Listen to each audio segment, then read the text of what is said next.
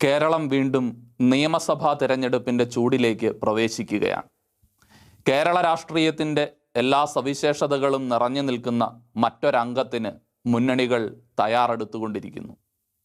അവരുടെ സ്ഥാനാർത്ഥി നിർണയങ്ങളും നാടകങ്ങളും വാർത്തകളിൽ നിറഞ്ഞു നിൽക്കുകയാണ്. കേരളം ആര് ഭരിക്കണം എന്ന ആലോചനയിലേക്ക് പ്രവേശിക്കുന്നതിൻ്റെ ആമുഖമായി കേരള സമൂഹത്തിലെ ഒരു ന്യൂനപക്ഷ വിഭാഗമായ ക്രൈസ്തവർക്ക് ഈ വിഷയത്തിലുള്ള നിലപാടുകളും കാഴ്ചപ്പാടുകളും എന്തൊക്കെയാണ് എന്ന് ഈ ലക്കം പരിശോധിക്കുന്നു. ഏവർക്കും സ്വാഗതം.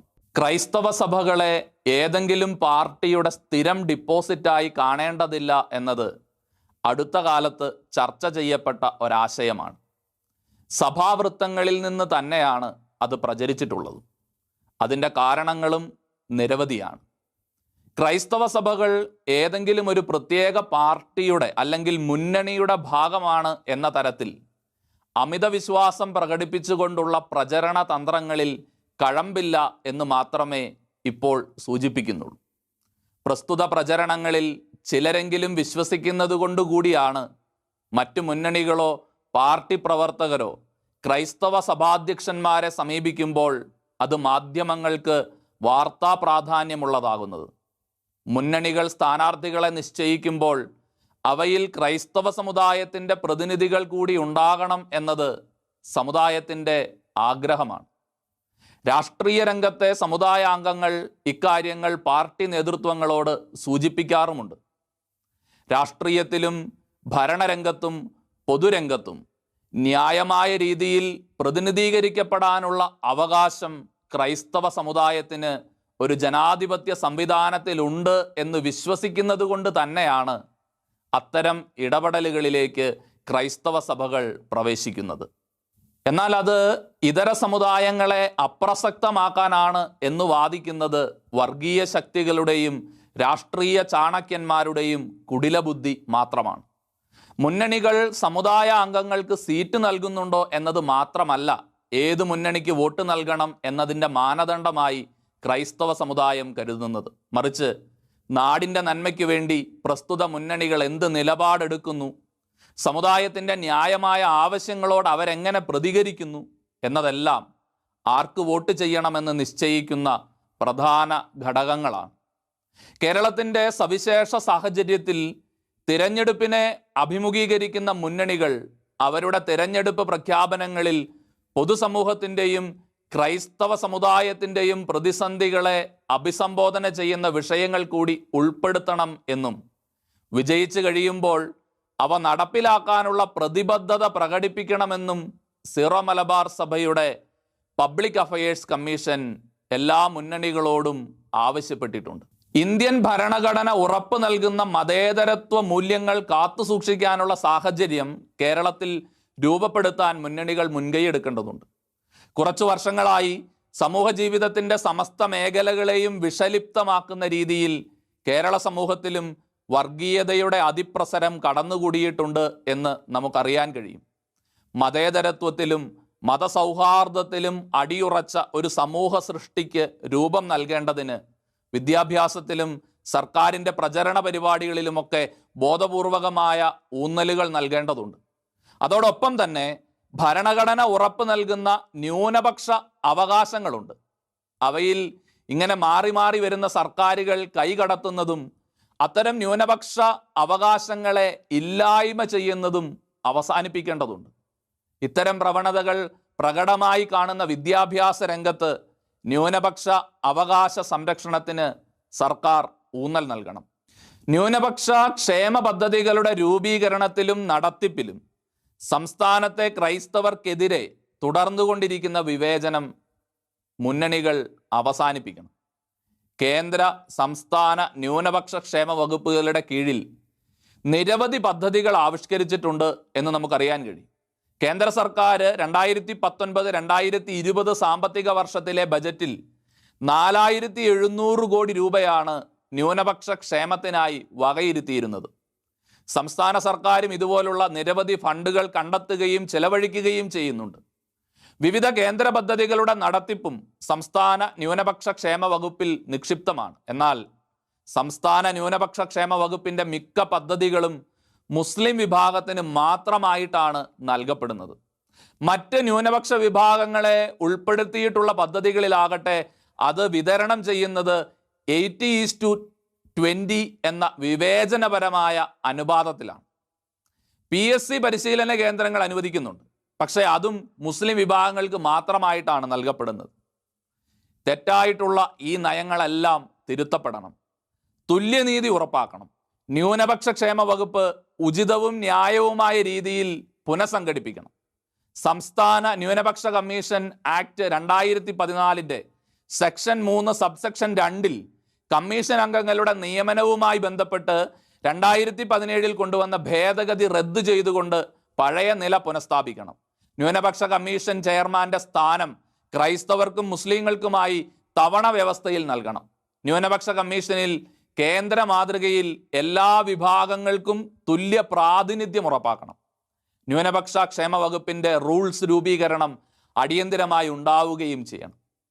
ക്രൈസ്തവരുടെ ആരാധനാ ദിവസവും പൊതു അവധിയുമായ ഞായറാഴ്ചകളിൽ വിവിധ പരീക്ഷകളും പരിശീലന പരിപാടികളും നടത്തുന്ന സർക്കാർ വകുപ്പുകളുടെ നടപടികളും അവസാനിപ്പിക്കണം. ക്രൈസ്തവരുടെ ആരാധനാ സ്വാതന്ത്ര്യത്തെയാണ് മാനിക്കേണ്ടത്. ക്രൈസ്തവ സ്ഥാപനങ്ങളുടെ നിർമ്മാണത്തിലും നടത്തിപ്പിലുമൊക്കെ അനാവശ്യമായി ഉണ്ടാക്കുന്ന തടസ്സങ്ങളും ഇടപെടലുകളും ഒഴിവാക്കാനുള്ള നടപടികളും പ്രഖ്യാപിക്കണം. സംവരണ വിഭാഗത്തിൽപ്പെട്ടവരുടെ അവകാശങ്ങൾ നഷ്ടപ്പെടുത്താതെ തന്നെ സംവരണേതര വിഭാഗത്തിൽപ്പെട്ട സാമ്പത്തിക പിന്നോക്കാവസ്ഥയിലുള്ളവർക്ക് സംവരണം ഉറപ്പാക്കേണ്ടതാണ്. പ്രഖ്യാപനമുണ്ടായി, പക്ഷേ അത് നടപ്പിലാകുന്നു എന്ന് സർക്കാരുകൾ ഉറപ്പാക്കണം. എല്ലാ വിഭാഗത്തിലും പെട്ട സാമ്പത്തിക മേൽത്തട്ടുകാരെ പ്രത്യേക ആനുകൂല്യങ്ങളിൽ നിന്ന് ഒഴിവാക്കുകയും വേണം. സംവരണേതര വിഭാഗങ്ങളിലെ സാമ്പത്തികമായി പിന്നാക്കം നിൽക്കുന്നവരുടെ ക്ഷേമത്തിനായി ഒരു പ്രത്യേക ഡയറക്ടറേറ്റ് തന്നെ രൂപീകരിക്കേണ്ടതുണ്ട്. EWSന് ആവശ്യമായ സർട്ടിഫിക്കറ്റുകൾ വില്ലേജ് ഓഫീസിൽ നിന്ന് ലഭിക്കുന്നതിന് പല തടസ്സങ്ങളും നേരിടുന്നുണ്ട്. അങ്ങനെ സമീപിക്കുന്നവരോട് വിവിധങ്ങളായ കാരണങ്ങൾ പറഞ്ഞ് മടക്കി അയക്കുന്ന ഒരു ശൈലിയാണ് നിലവിലുള്ളത്. ഇത്തരത്തിലുള്ള തടസ്സങ്ങൾ നേരിടാതെ സർട്ടിഫിക്കറ്റ് ലഭിക്കാനുള്ള സാഹചര്യം ഉണ്ടാക്കണം. അത് ഗവൺമെന്റ് തലത്തിൽ തന്നെ അതിനുള്ള നടപടികൾ ഉണ്ടാവണം. EWS സർട്ടിഫിക്കറ്റുമായി ബന്ധപ്പെട്ട പരാതികൾ പരിഹരിക്കുന്നതിന് ഒരു പ്രത്യേക ട്രൈബ്യൂണൽ തന്നെ രൂപീകരിക്കേണ്ടതുണ്ട്. EWS സംവരണത്തിനുള്ള ഭൂപരിധി 2.5 ഏക്കർ എന്നത് കേന്ദ്ര മാനദണ്ഡത്തിന് തുല്യമായി 5 ഏക്കർ എന്ന് നിശ്ചയിക്കണം. മുനിസിപ്പാലിറ്റികളിലും കോർപ്പറേഷനുകളിലുമുള്ള ഹൗസ് പ്ലോട്ട് കൃഷിഭൂമി എന്ന വേർതിരിവും ഒഴിവാക്കി പുനർനിശ്ചയിക്കേണ്ടത് അനിവാര്യമാണ്.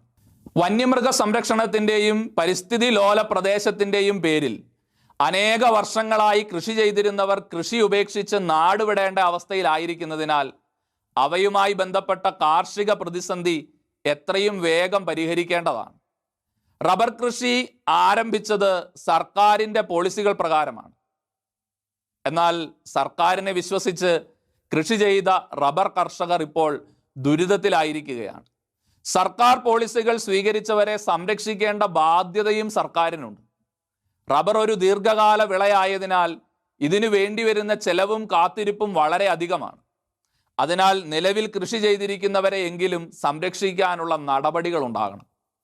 ആദ്യ ബജറ്റിൽ തന്നെ റബ്ബറിൻ്റെ താങ്ങുവില 250 എങ്കിലുമായി ഉയർത്തി നിശ്ചയിച്ച് സർക്കാർ തന്നെ റബ്ബർ സംഭരിക്കുന്നതിനുള്ള നടപടി ഉണ്ടാകണം.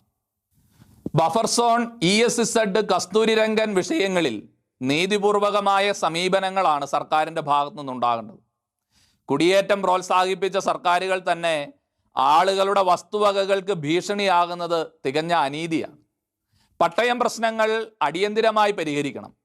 തലമുറകളായി ആളുകൾ ഇതുമൂലം കഷ്ടപ്പെട്ടുകൊണ്ടിരിക്കുകയാണ്. തോട്ടം ഭൂമിയിൽ 25% വരെ ഭൂമി ഭക്ഷ്യവിളകളുടെയും പഴവർഗ്ഗങ്ങളുടെയും കൃഷിക്ക് ഉപയോഗിക്കാൻ അനുവദിച്ചുകൊണ്ട് നിയമങ്ങളിൽ ഭേദഗതി ഉണ്ടാകണം. വന്യമൃഗശല്യങ്ങളിൽ നിന്നും പ്രകൃതി ദുരന്തങ്ങളിൽ നിന്നും കർഷകർക്കും കാർഷിക വിളകൾക്കും സംരക്ഷണം ലഭിക്കണം. വളരെയധികമായി പെറ്റുപെരുകിയിരിക്കുന്ന വന്യമൃഗങ്ങളുടെ ലിസ്റ്റുണ്ടാക്കി അവ കൃഷിഭൂമിയിൽ അതിക്രമിച്ച് കയറിയാൽ അവയെ നശിപ്പിക്കാനുള്ള അനുവാദം നിയമപരമായി തന്നെ കർഷകർക്ക് നൽകണം. ഈ മേഖലകളിൽ നിലവിലുള്ള നിയമങ്ങൾ ലഘൂകരിച്ചുകൊണ്ട് കർഷക സൗഹൃദപരമായി അവയെ കൈകാര്യം ചെയ്യാൻ ഗവൺമെൻറ്റുകൾ തയ്യാറാകണം. കേരളത്തിലെ പരിസ്ഥിതി വിഷയങ്ങളായ ESZ, EFL എന്നിവയിൽ ജനങ്ങളുടെ ന്യായമായ അവകാശങ്ങൾ സംരക്ഷിക്കുക, ജനസാന്ദ്രത കൂടിയ സംസ്ഥാനമായ കേരളത്തിൽ ഇവ രണ്ടും ഫലത്തിൽ വലിയ പ്രതിസന്ധി സൃഷ്ടിക്കുന്നുണ്ട് എന്നത് തിരിച്ചറിയുക, വന്യജീവികളുടെ ആക്രമണത്തിൽ നിന്ന് ജനങ്ങളുടെ ജീവനും സ്വത്തിനും സംരക്ഷണം ഉറപ്പാക്കുകയും കാട്ടുപന്നി പോലുള്ള ക്ഷുദ്രജീവികളെ ഷെഡ്യൂൾ 3 ഉൾപ്പെടുത്തിക്കൊണ്ട് വർമിനായി പ്രഖ്യാപിച്ചുകൊണ്ട് തന്നെ അവയെ നശിപ്പിക്കാനുള്ള നടപടികൾ സ്വീകരിക്കുകയും വേണം. മത്സ്യം ഉൾപ്പെടെയുള്ള കർഷകന്റെ കാർഷിക ഉൽപ്പന്നങ്ങൾ കേടുവരാതെ സൂക്ഷിക്കുന്നതിനുള്ള സംഭരണ സംവിധാനങ്ങൾ സർക്കാരിൻ്റെ കീഴിൽ പഞ്ചായത്ത് തലങ്ങളിൽ ഉണ്ടാകണം. ഇവയോടൊപ്പം തന്നെ കർഷകരുടെ മക്കൾക്കെങ്കിലും കാർഷിക സർവകലാശാലയിൽ പഠനത്തിന് ഒരു സംവരണം ഏർപ്പെടുത്തേണ്ടതും അനിവാര്യമാണ്. ദളിത് ക്രൈസ്തവർക്ക് സർക്കാരിൽ നിന്ന് സഹായം ലഭിക്കുന്നതിനുള്ള പ്രധാനപ്പെട്ട ഒരു സംവിധാനമാണ് പരിവർത്തിത ക്രൈസ്തവ വികസന കോർപ്പറേഷൻ. എന്നാൽ ഇതിൻ്റെ പ്രവർത്തനം ഇപ്പോൾ പരിതാപകരമാണ് എന്ന് പറയാതെ വയ്യ. ഇവ ഫലപ്രദമാക്കാനുള്ള നടപടികൾ സ്വീകരിക്കണം. ദളിത് ക്രൈസ്തവ വിദ്യാർത്ഥികളുടെ വിദ്യാഭ്യാസ ആനുകൂല്യങ്ങൾ കൊടുക്കുന്നതിന് വകയിരുത്തിയിട്ടുള്ള നോൺ പ്ലാൻ ഫണ്ട് അത് ആവശ്യമായ ഒരു തരത്തിലുള്ളതല്ല, ഈ വിദ്യാർത്ഥികൾക്ക് ഉപകരിക്കുന്ന രീതിയിലുള്ളതല്ല അത്. അതിനാൽ ഈ വിഹിതം ഇരട്ടിയാക്കുന്നതിനുള്ള നടപടിയാണ് സർക്കാരുകൾ സ്വീകരിക്കേണ്ടത്. പട്ടികജാതിക്കാർക്കുള്ള എല്ലാ വിദ്യാഭ്യാസ ആനുകൂല്യങ്ങളും ദളിത് ക്രൈസ്തവർക്കും തുല്യ അളവിൽ തന്നെ നൽകണം.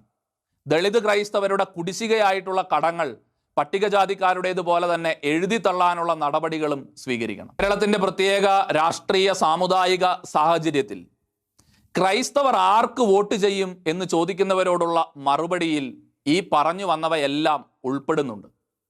ഇവയെല്ലാം പരിഗണിക്കാമെന്ന് ഉറപ്പ് നൽകുന്ന മുന്നണികൾക്ക് വോട്ട് ചെയ്യാനാണ് ക്രൈസ്തവ സമുദായം തയ്യാറാകേണ്ടതും. മേൽ പറഞ്ഞവയോടൊപ്പം തന്നെ ക്രൈസ്തവർ അഭിമുഖീകരിക്കുന്ന സെമിത്തേരി സംബന്ധമായ പ്രശ്നങ്ങളും സമുദായത്തിൽ നിന്ന് അപഹരിക്കപ്പെടുന്ന പെൺകുട്ടികളുമായി ബന്ധപ്പെട്ട വിഷയങ്ങളും സമുദായ അംഗങ്ങൾക്ക് നേരെ നടക്കുന്ന അക്രമങ്ങളും അടിയന്തിരമായ ശ്രദ്ധ അർഹിക്കുന്ന മേഖലകളാണ്. ന്യായവും അടിയന്തിരവുമായ ആവശ്യങ്ങളെ പരിഗണിക്കാമെന്ന് ഉറപ്പ് നൽകുന്ന മുന്നണികൾക്ക് ഭരണം ലഭിക്കട്ടെ എന്നായിരിക്കും സമുദായ സ്നേഹികളായ ക്രൈസ്തവരുടെ ആഗ്രഹവും ആശംസകളും. കേരളത്തിൻ്റെ വിദ്യാഭ്യാസ രംഗത്ത് ഏറ്റവും കൂടുതൽ സംഭാവനകൾ നൽകിയ ക്രൈസ്തവർ പക്ഷേ സർക്കാരിൻ്റെ പൊതുനയങ്ങളിലും വിദ്യാഭ്യാസ വകുപ്പിലും അവഗണനകൾ നേരിടുകയാണ്. ഈ അവസ്ഥയ്ക്ക് മാറ്റമുണ്ടാകണം. കേരളത്തിൻ്റെ ഉന്നത വിദ്യാഭ്യാസ രംഗത്ത് സർക്കാരിൻ്റെ ശ്രദ്ധ ഗൗരവതരമായി പതിയേണ്ടതുണ്ട്. കാരണം നമ്മുടെ സംസ്ഥാനത്തെ ഒരു ഉന്നത വിദ്യാഭ്യാസ സ്ഥാപനം പോലും ദേശീയ തലത്തിലും അന്തർദേശീയ തലത്തിലും നടത്തപ്പെടുന്ന റാങ്കിങ്ങുകളിൽ ആദ്യത്തെ 10 സ്ഥാനങ്ങളിൽ പോലും എത്തുന്നില്ല. ഉന്നത വിദ്യാഭ്യാസ രംഗത്ത് മികവിൻ്റെ കേന്ദ്രങ്ങൾ ഉയർന്നു വരാനുള്ള പശ്ചാത്തല സാഹചര്യം സൃഷ്ടിക്കാൻ ഉതകുന്ന രീതിയിൽ സർക്കാർ മേഖലയിലും സ്വകാര്യ മേഖലയിലും സ്വയംഭരണ അധികാരമുള്ള വിദ്യാഭ്യാസ സ്ഥാപനങ്ങൾ, ഓട്ടോണമസ് ഇൻസ്റ്റിറ്റ്യൂഷൻസ്, സ്വകാര്യ യൂണിവേഴ്സിറ്റികൾ, കൽപ്പിത സർവകലാശാലകൾ എന്നിവ ആരംഭിക്കേണ്ടതുണ്ട്. ശ്രീനാരായണ ഗുരു സർവകലാശാല പോലെ തന്നെ ഒരു ക്രൈസ്തവ യൂണിവേഴ്സിറ്റിയും കേരളത്തിൽ അനുവദിക്കണം. മെഡിക്കൽ വിദ്യാഭ്യാസം പോലെ വലിയ ചെലവ് വരുന്ന പഠനങ്ങൾക്ക് സ്വാശ്രയ മേഖലയിൽ പഠിക്കുന്ന സാമ്പത്തിക സംവരണമുള്ള കുട്ടികൾക്കെങ്കിലും സർക്കാർ സ്കോളർഷിപ്പ് ലഭിക്കാനുള്ള സംവിധാനം ഉണ്ടാക്കണം. വർഷങ്ങളായി പരിഹരിക്കപ്പെടാത്ത സംരക്ഷിത അധ്യാപകരുടെയും പുതിയ സ്കൂളുകളിൽ നിയമിതരായ അധ്യാപകരുടെയും പ്രശ്നങ്ങളെ സർക്കാർ പരിഗണിക്കേണ്ടതുണ്ട്. സർക്കാർ വാഗ്ദാനങ്ങൾ ഈ വിഷയങ്ങളിലൊക്കെ എല്ലാ കാലത്തും പാലിക്കപ്പെടാതെ പോകുന്നതാണ് നമ്മൾ കാണുന്നത്. ന്യൂനപക്ഷ അവകാശങ്ങൾ സംരക്ഷിച്ചുകൊണ്ട് മേൽപ്പറഞ്ഞ പ്രശ്നങ്ങൾക്ക് ശാശ്വത പരിഹാരം എത്രയും വേഗം ഉണ്ടാക്കേണ്ടതുണ്ട്. എല്ലാ അധ്യാപക അനധ്യാപക നിയമനങ്ങളും സമയബന്ധിതമായി അംഗീകരിക്കണം. എയ്ഡഡ് നിയമനങ്ങളിലെ അനിശ്ചിതത്വവും കാലതാമസവും അവസാനിപ്പിക്കണം. എയ്ഡഡ് നിയമനങ്ങളിൽ മാനേജ്മെൻറ്റിൻ്റെ സ്വാതന്ത്ര്യവും ന്യൂനപക്ഷ അവകാശങ്ങളും ഹനിക്കുന്ന നടപടികൾ ഉണ്ടാകാനും പാടില്ല. സംസ്ഥാനത്തെ 60% സ്കൂളുകളും എയ്ഡഡ് മേഖലയിലാണ് സ്ഥിതി ചെയ്യുന്നത് എന്നത് മാറി മാറി വരുന്ന സർക്കാരുകൾ മറന്നു പോകുന്നുണ്ടോ എന്നത് ഗൗരവതരമായ ഒരു സംശയമാണ്. പക്ഷെ അടിസ്ഥാന സൗകര്യങ്ങൾ വർദ്ധിപ്പിക്കുന്നതിനും മികവ് പുലർത്തുവാൻ സഹായിക്കുന്നതിനുമായിട്ടുള്ള സർക്കാർ പദ്ധതികളിൽ ഈ എയ്ഡഡ് മേഖല കേരളത്തിൽ 60% വരുന്ന പൊതുവിദ്യാഭ്യാസ മേഖലയിൽ 60% വരുന്ന എയ്ഡഡ് മേഖല പൂർണ്ണമായും അവഗണിക്കപ്പെട്ടു പോവുകയാണ്. ഈ പ്രതിസന്ധിക്ക് പരിഹാരമുണ്ടാക്കണം. 2018 KER ഭേദഗതിയിലൂടെ രൂപപ്പെട്ട 1:1 എന്ന അധ്യാപക നിയമന ചട്ടം പൂർണ്ണമായും ഒഴിവാക്കി മതന്യൂനപക്ഷ അവകാശത്തെ സംരക്ഷിക്കാൻ സർക്കാരുകൾ മുൻകൈയെടുക്കണം. ഈ എപ്പിസോഡ് ഇവിടെ പൂർണ്ണമാകുന്നു. തമസ്കരിക്കപ്പെടുകയും വളച്ചൊടിക്കപ്പെടുകയും ചെയ്യുന്ന സത്യങ്ങളും നിഷേധിക്കപ്പെടുന്ന നീതിക്ക് പിന്നിലെ ഗൂഢാലോചനകളും സത്യസഭയുടെ മായം ചേർക്കാത്ത പ്രബോധനങ്ങളും സത്യത്തോട് മാത്രം കൂറുപുലർത്തുന്ന നിലപാടുകളുമായി വീണ്ടും അടുത്തയാഴ്ച.